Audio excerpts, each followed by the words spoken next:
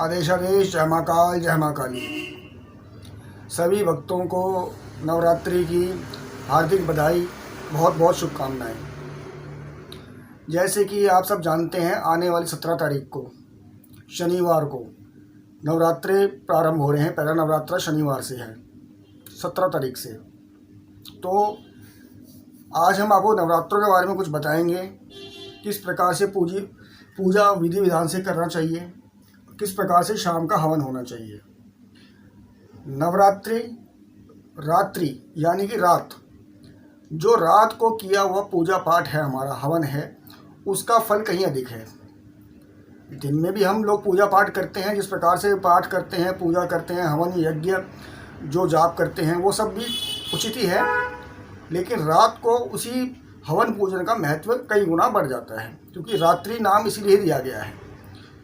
रात्रि नाम इसलिए भी दिया गया कि माँ प्रसन्न होती हैं जब हम रात को अपनी नींद खराब करके उनके लिए बैठते हैं। रोज़ हम सोते हैं, तो नवरात्रि में भी 9 दिन अगर हम रात को माँ का नाम जप पूजन हवन करें रात को, तो ये एक तरह से हमारी माँ के लिए श्रद्धा भी होती है और एक तरह से हमारा हवन पूजन भी हो जाता है इसमें। दूसरी महत्वपूर्ण चीज़ इसके अंदर ये है कि रात्रि के समय हर जगह लोग सो रहे होते हैं, शांति होती है आसपास। ध्यान करने में या हवन पूजन करने में हमारा मन भी लगता है, ध्यान भी लगता है। अब बात करते हैं नवारण मंत्र की। नवारण मंत्र का जाप करके अगर आप हवन कर रहे हैं रात्रि में, उसका अनेकों फायदे हैं इसके नवारण मंत्र के। नवारण मंत्र आप वही कीजिए जो वैदिक विधि विधान से दिया गया है, जो पुराणों में दिया गया है। किसी के कहने पे जो लोग आजकल अपने मंत्र बना के, नवारण मंत्र भी तोड़ ताड़ के अपनी तरह से तरीके से बना रहे हैं, उससे लाभ तो होगा, क्या होगा वो तो भगवती जाने, हानि जरूर हो जाएगी। मंत्र का सही उच्चारण और पूरा ही मंत्र बोलना चाहिए। आधा अधूरा मंत्र समझ लो आप अपनी गति खराब कर रहे हो।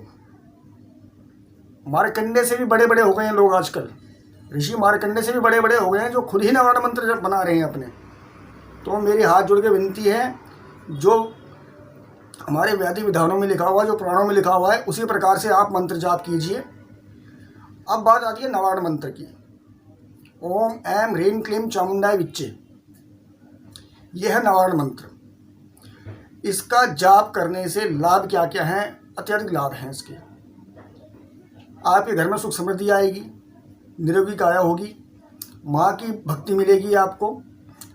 कोई भी कार्य आपका रुका हुआ है वो आपका जल्दी से जल्दी माँ पूर्ण करती हैं, शक्ति देती हैं, क्योंकि शक्ति की देवी हैं, माँ खुद शक्ति हैं। ये तो हो गया नवारण मंत्र का। नवारण मंत्र का आप हवन कीजिए रात के समय 10 बजे के बाद, निशा काल के अंदर। हवन सामग्री सबको पता है, हवन सामग्री होती है, उसमें आप पंचमेवा डाल सकते हैं। हवन सामग्री में देसी घी मिला सकते हैं, वो तो मिलेगा ही मिलेगा।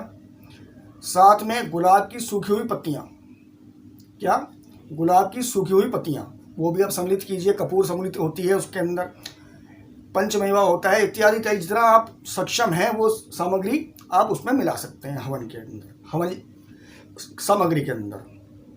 क्योंकि देवताओं का, देवियों का असली भोग ही हवन है। हवन की हविष ही वो लेते हैं।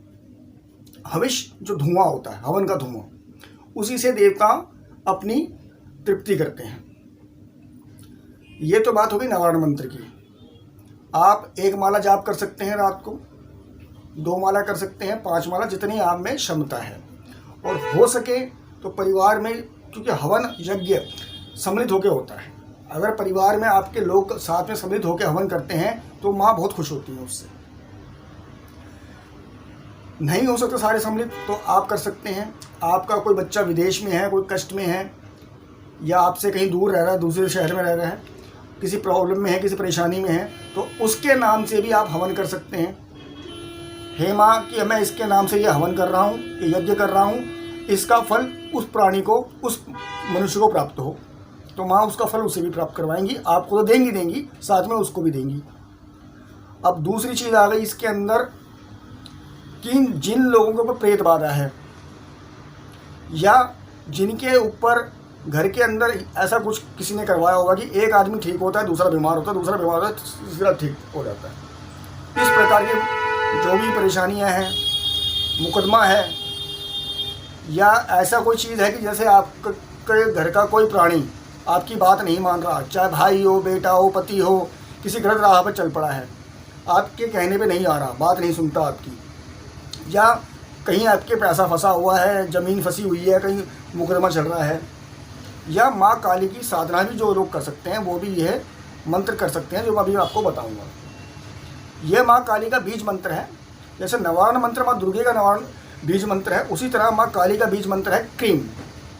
क्या? क्रीम। सिर्फ इतना ही बोलना है आपने। अगर आपको पूरा ही मंत्र बोलना है तो क्रीम बाधा हटाता है, दुश्मनों का आपके रास्ते से हटाएगा। और आपको माँ की सानिध्य में जाना है, माँ की अनुकंपा चाहिए, उसके लिए आपको मंत्र जाप करना है, ओम क्रीम कालिकाय नमः। मंत्र दोबारा सुन लीजिए। अगर माँ की कृपा प्राप्त करना चाहते हैं, माँ काली की साधना में है अगर आप, ओम क्रीम कालिकाय नमः। और प्रेत बाधा है या कोई परेशानी इस प्रकार जैसे बताई मैंने आपको, बीमारी है, हार्ट बीमारी कुछ भी घर के अंदर है, उसके लिए से क्रीम का जाप होगा। माला ले लीजिए, क्रीम शब्द का उच्चारण कीजिए, बीज मंत्र है माँ काली का, और आपने हवन करना है। अब इसमें हवन सामग्री सब कुछ वही होंगी जो पहले बताई थी मैंने आपको। लेकिन अगर प्रेत बाधा है किसी व्यक्ति के ऊपर तो आपने करना क्या है, गूगल और लोबान ले लीजिए। गूगल और लोबान उसे कूट लीजिए, दरदरा कर लीजिए, उसे भी उस हवन सामग्री में सम्मिलित कर लीजिए। साथ में एक नींबू ले लीजिए, साथ में एक नींबू ले लीजिए। उस नींबू के ऊपर लाल रंग का सिंदूर लगा लीजिए। पहले उस नींबू पर लगाइए हल्का सा घी लगाने के बाद सिंदूर लगाइए, बिल्कुल लाल हो जाएगा वो। एक आपने ये लेना है नींबू। आपने लेने हैं 2 जायफल। उन जायफलों के ऊपर भी देसी घी लगा के उन्हें लाल कर लेना है माँ के सिंदूर से।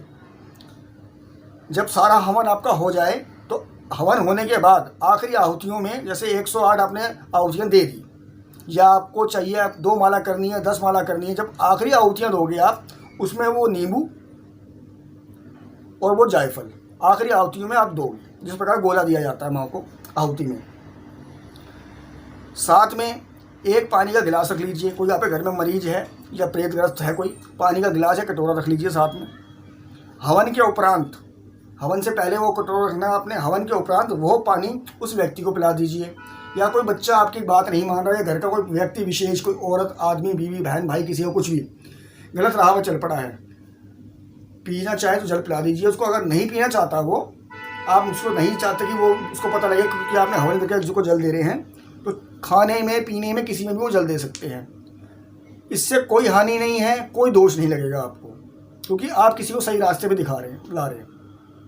तो कोई व्यक्ति किसी बाहर शहर में भी बैठा हुआ है, विदेश में है, दूसरे शहर में है, या आपसे दूर रहता है, और इस तरह की प्रॉब्लम है उसको, वो ये हवन पूजन नहीं कर सकता जिसके लिए आप कर रहे हैं, तो आप उसके नाम से भी हवन पूजन कर सकते हैं कि माँ मैं इसके नाम से, इस व्यक्ति विशेष के नाम से, अमुक नाम इसका ये है, इसके नाम से मैं ये हवन पूजन कर रहा हूँ, माँ इस हवन पूजन को आप ग्रहण करें और इसको उसी व्यक्ति को लाभ करें, उस व्यक्ति को।